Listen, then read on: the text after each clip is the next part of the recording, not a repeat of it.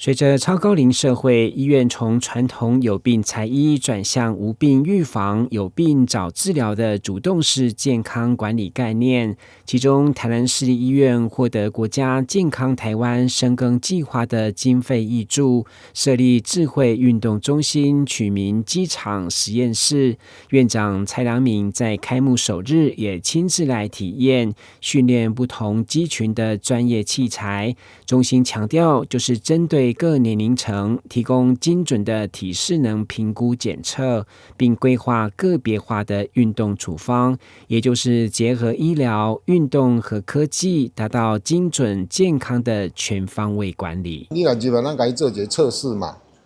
你這個包括專業的人也會判斷，但是 AI 它會自動給你分類，講你是什麼款有需要的人，咱會甲着重對一部分的訓練哦。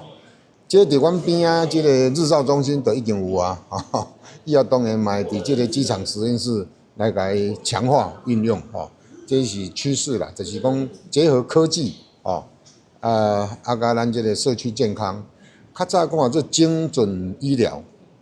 現在又將這個科技甲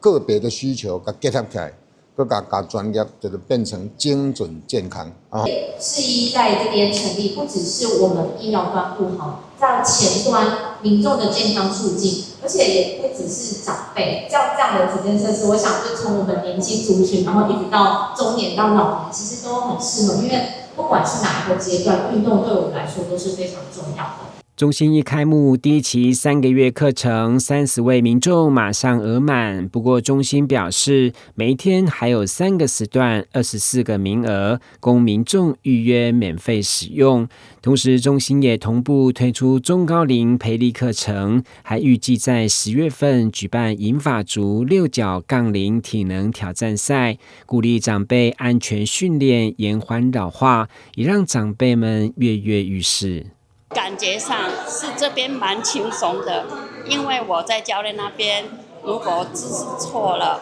教練會及時糾正我，